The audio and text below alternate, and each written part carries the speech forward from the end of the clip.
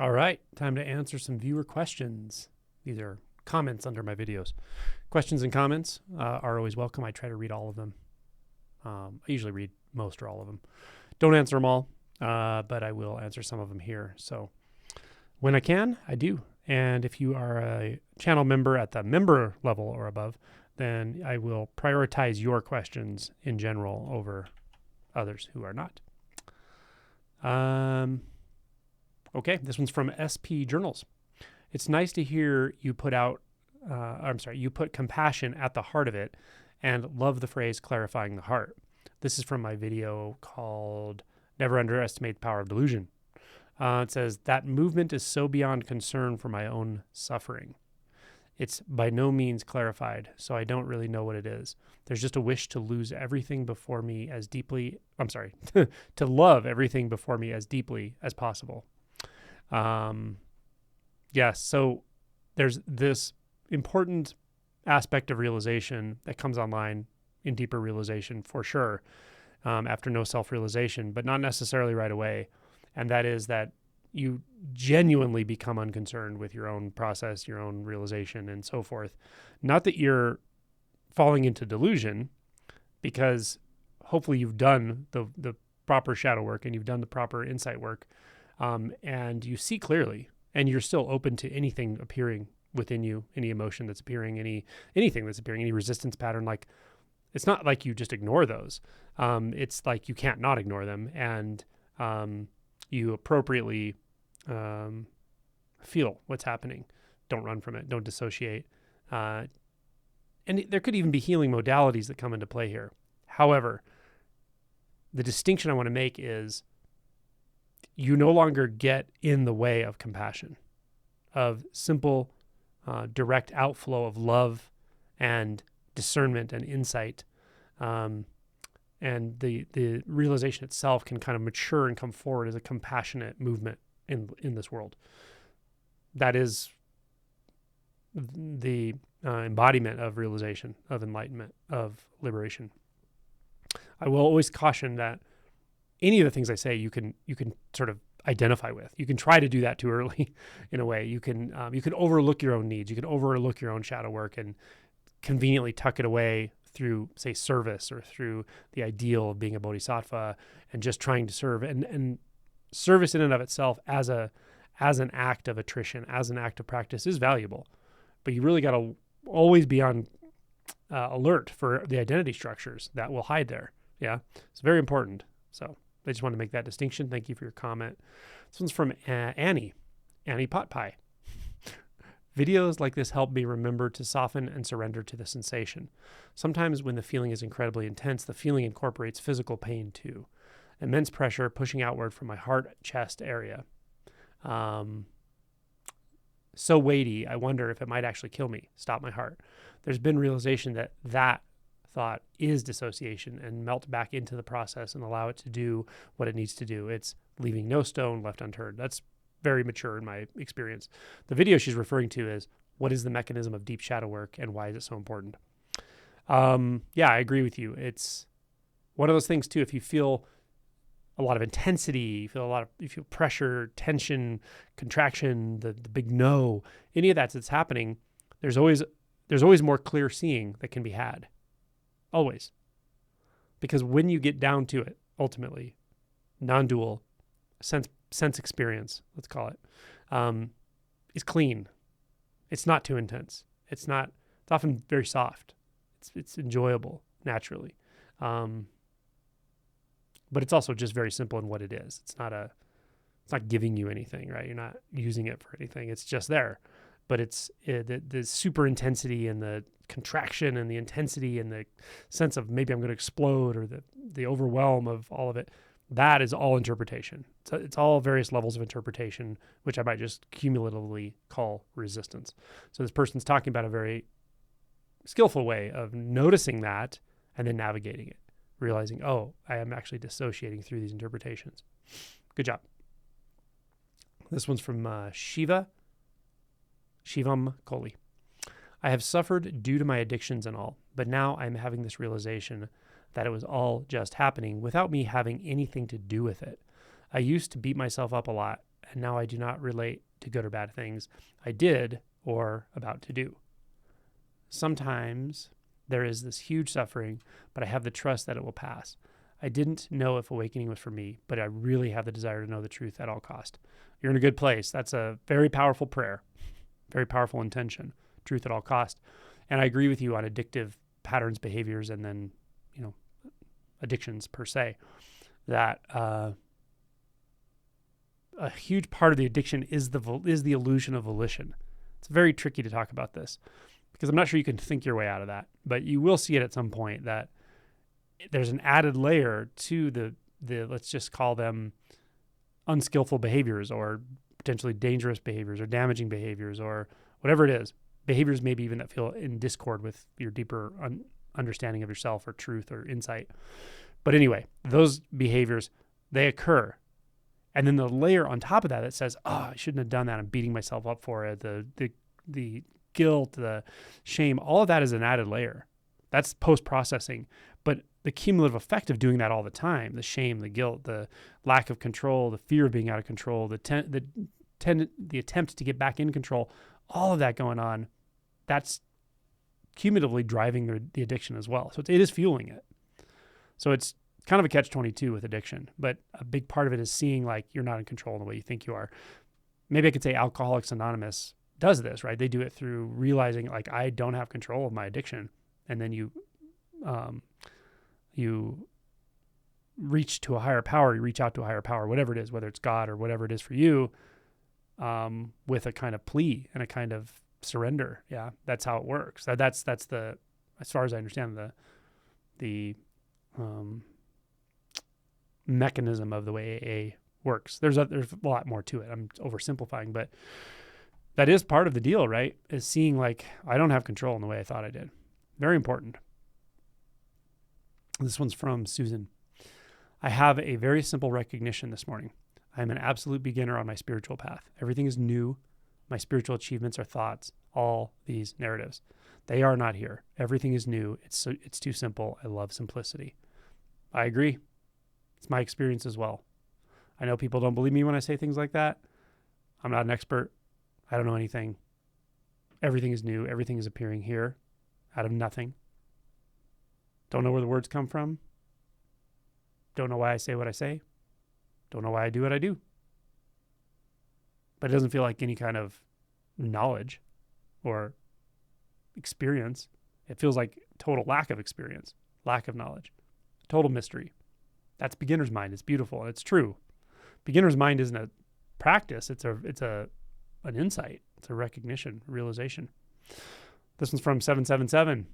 It's just occurred to me while reading The Power of Now for the 1100th time that what I'm trying to do is what I was doing all the time as a child, daydreaming, zoning out.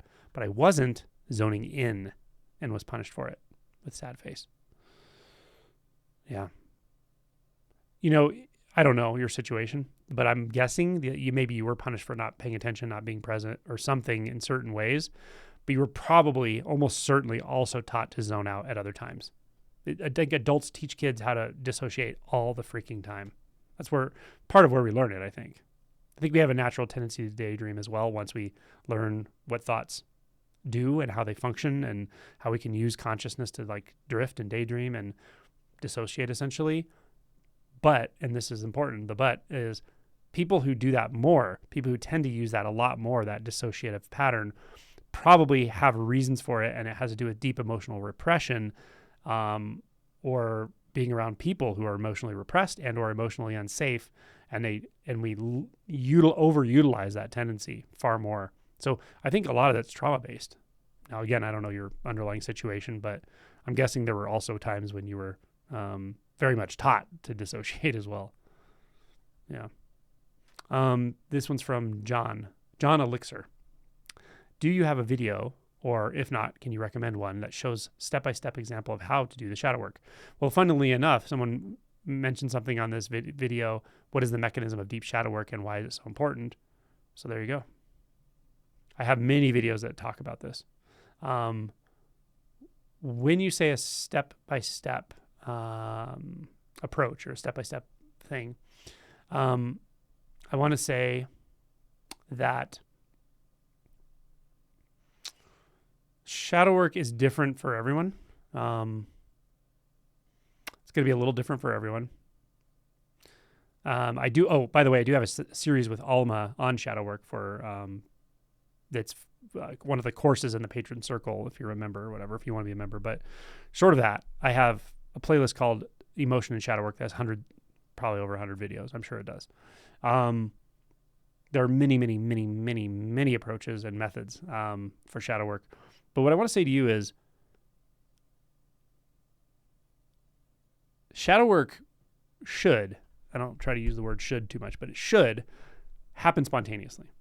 If it doesn't, it's good to look at what's in the way of it. Why is it not happening? Okay? Questions like, what am I avoiding? What am I not wanting to feel? What am I not wanting to see? One of the first orientations I will give you is if you want to do shadow work, be willing to be uncomfortable. Be willing to go where you don't want to go. Be willing to feel what you don't want to feel. If you can find a genuine way into those orientations, shadow work's going to start happening. It's going to start unfolding. So it's not rocket science. The question is, why is it hidden? Why aren't you doing it? Why is the emotion not coming?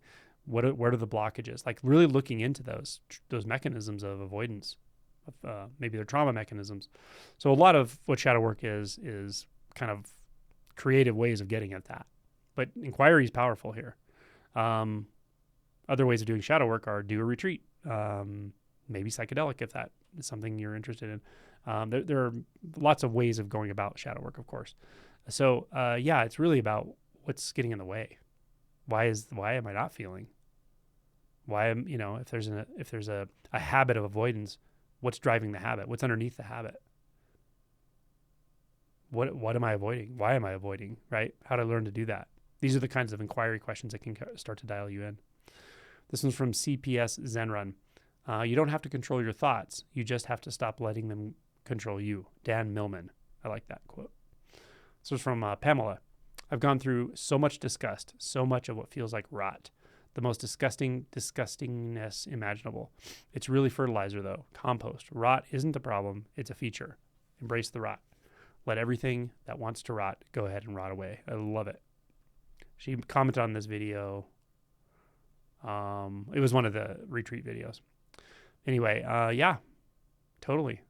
I heard this funny way of saying it. It's like, if you feel like you're being buried in life, look again. You might be being planted, right? But this is a deconstruction, this whole thing, and it will surprise you, and you will feel things you didn't realize were there. Some people have a massive amount of disgust that they're suppressing.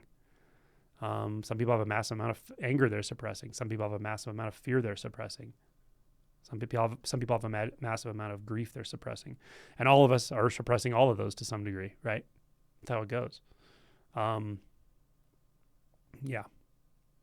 One thing I can say about disgust is it's often hidden and related to, and this is not about Pamela specifically at all, it's an interesting emotion, and I'm always pleased when people finally come in contact with it. Sometimes I'll be working with somebody or circling with them, and I can feel it. I can feel their sense of disgust, and I'm just kind of like asking questions to see what they're feeling and seeing what's really going on underneath, and they'll often feel it suddenly and go, oh my God, I just feel so much disgust. It's often self-disgust, right? So it can be associated with body things, body dysmorphic things, sexual challenges. It can be, it sometimes manifests as like a lot of judgment. If you feel like you're a very judgmental person, even if you don't outwardly express it, you feel a lot of judgment. That's pretty laced with disgust typically. And, disgust is a homing pigeon. Like, look at where the root of it, feel into it. See what it is that disgusts you about whatever, people, yourself, having a body, being a human, whatever it is. This one's from Healing Corpse. Great name.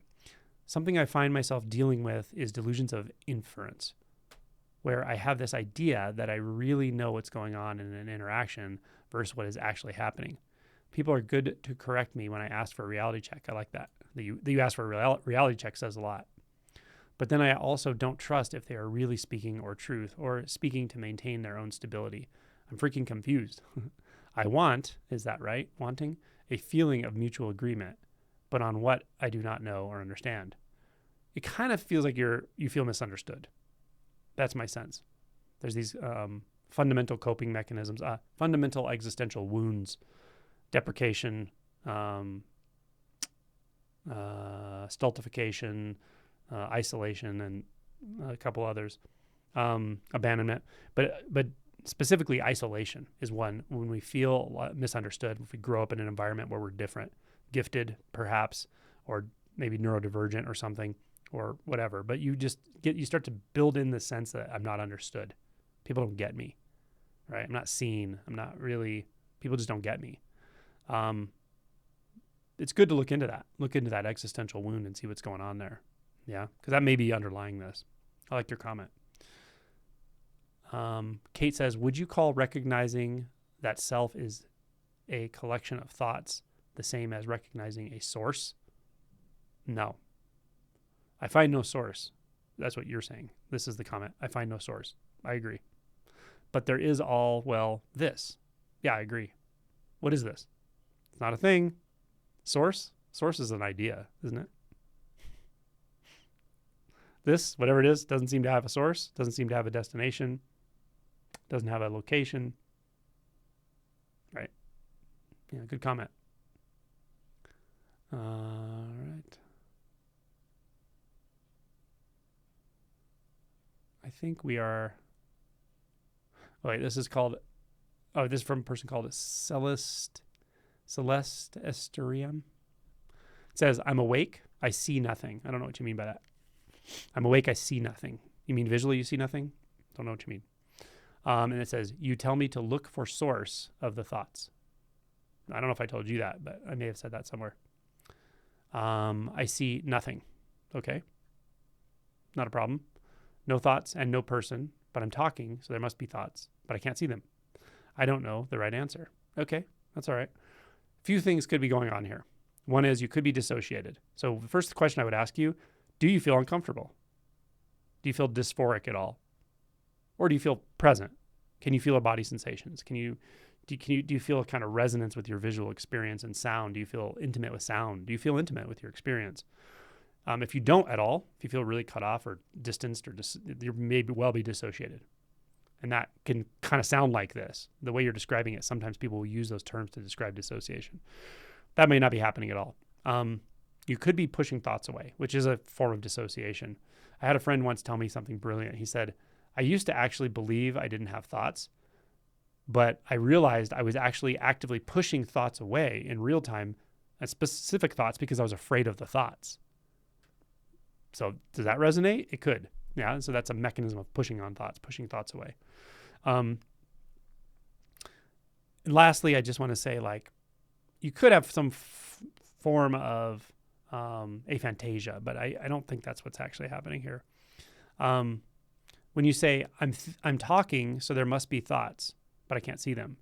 How do you know that? Why do you believe that? That's a thought, right? That interpretation is a thought. So where's that? Where is that? Turn toward that. Yeah. And then when a thought says, but I don't see anything, realize that's a thought. Oh, there's no thoughts here. That's another thought. You see how this works? Yeah. When you're sitting there and the thought comes that says, I don't have thoughts, or there's no thought, there's no person, or I don't know what to do, or I don't understand this, those are thoughts. I like your comment. Someone said here, this is perfectly looped direct pointing. It's from a short I have called Taking Your Mind to a Standstill 12. Okay.